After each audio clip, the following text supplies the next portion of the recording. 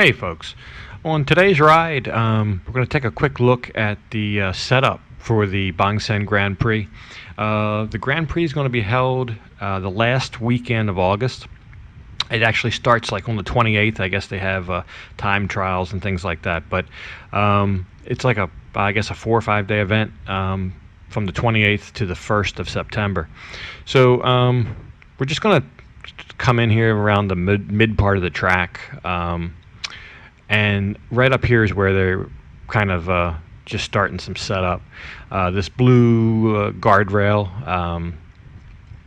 on the right-hand side, you can see they've got the fence up. They put the guardrail in first, then they'll come along with the uprights, the fencing, and the top cap. I guess that top cap stops debris from flying off and the spectators and things like that. I don't know. This is a curve. The track will curve here to our left. This area up here isn't really part of the track. I guess they're just using it as a workspace. But this road, that intersection up there, that road will be part of the track. So this little road kind of connects both sides of the track. If there was like an infield or something, this would be it. So yeah, they'll come around this curve right here. You can see they're out here working today. There's not like a lot of people working, but they do make progress. They've been working on this already about 2 weeks. I guess they started around the 10th or 11th of July. They've got a lot done. We'll see. We'll take a look at a lot of the track here. This is this is like the second longest straightaway. There's two real straightaways. This one is the shorter of the two. But it's all in various stages here. They've got to put holes into these uprights go into holes in the ground. These are all like seafood restaurants over here, and actually pretty nice seafood restaurants with waterfront seating and things like that. So of course they have gaps, so you can still get into the restaurants in the evening, and the customers can come in and out.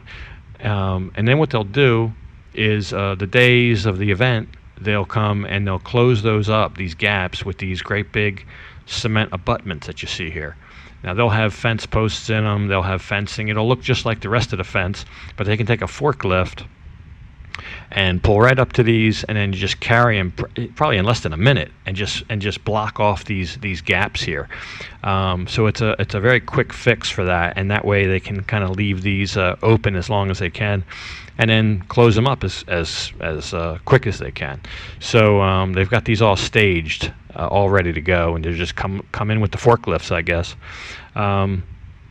This will go up to the tightest hairpin of the track. This is a super tight hairpin right here, off to our right. So they'll be coming down from our right here, and then they'll have to negotiate this left-hand hairpin turn. All these abutments and these big cement abutments here, they'll take those and close off this area down here, because that'll be like a closed off.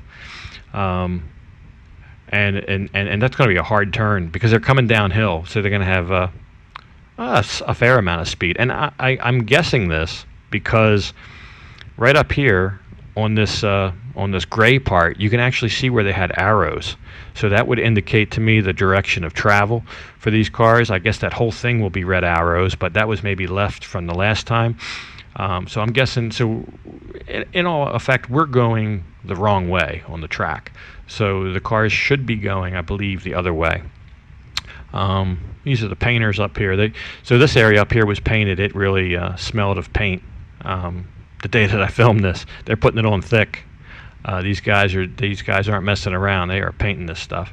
But when this gets more done, or almost totally done, I'll try to do a follow-up, and I'll actually run the correct way around the track, and we'll get more of an idea, how it's going to look from a driver perspective going around this track. And the question I have is, over here to our left, this is Khao San Muk. This is hundreds, if not thousands, of monkeys live here. And it's temple up there. It's temple land. It's just all open forest and stuff, and there's monkeys everywhere. And as substantial as these fences are, that's nothing for these monkeys. They're just playing on it. Look at them. This is just, they think it's there for their enjoyment. They can go over that fence in seconds. So I'm not sure. Maybe the noise. I'm thinking the noise, all the commotion going on, keeps the monkeys away. I'd hate to have them running out on the track or getting hurt or anything like that. But so they'll come around. This is the start or the beginning of the longest straightaway.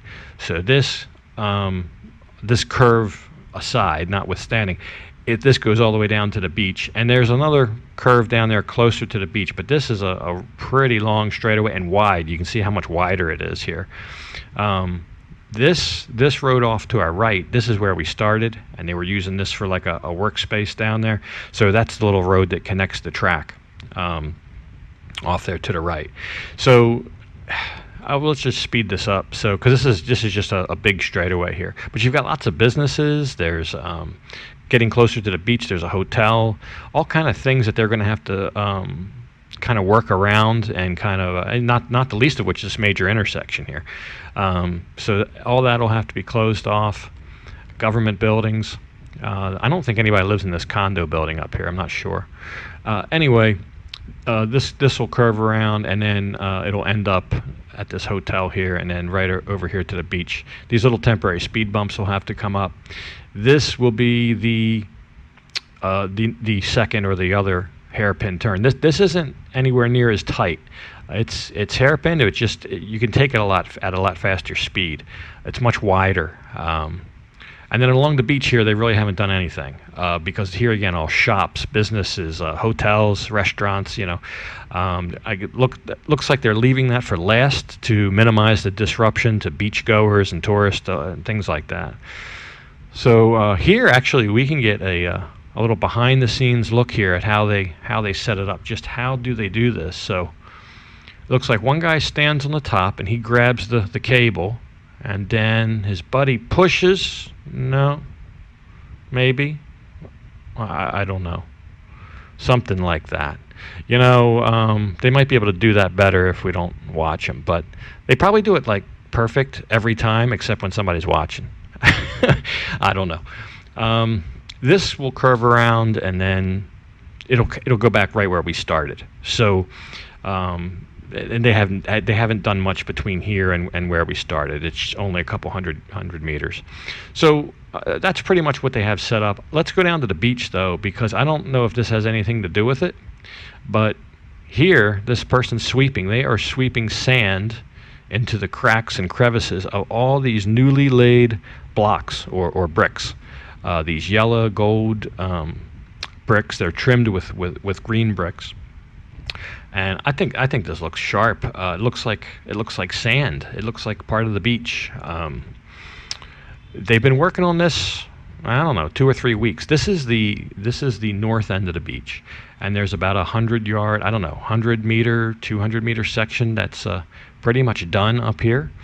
And I mean, they've taken out all the old ones and then replaced it with these new yellow ones. And I mean, some of the old bricks they didn't look that good, and then they were broken or cracked, or there was high spots, low spots. You could trip and fall or turn an ankle. This is nice, like perfectly flat now.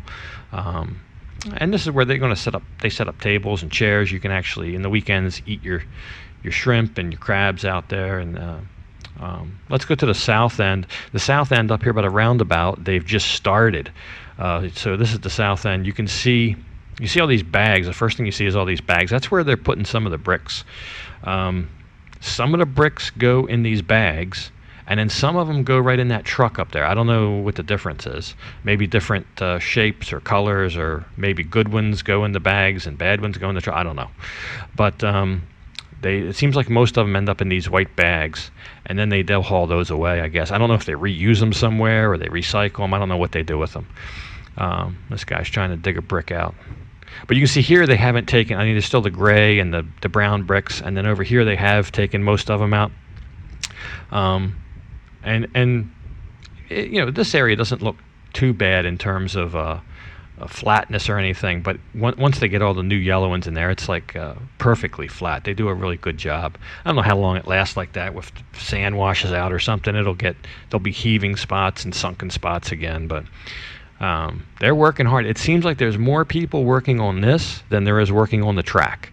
And that's just the way it seems. But and even today, there's not as many as there was yesterday. This whole section over here is laid. Yesterday, it wasn't laid. Just one day, they laid all that. So they're doing a good job and fast. I like the way it looks, though. I just like that the gold color. But anyway, I just wanted to show you this. I don't know if this, if they're just doing this because of all the people coming in for the Grand Prix and they want it to look nice, or if this was a separate project, and it's just coincidental that it's going on at the same time as the setup. But there it is. Either way, I think it looks nice. But anyway, thanks for watching, and I'll talk to you next time. Bye bye.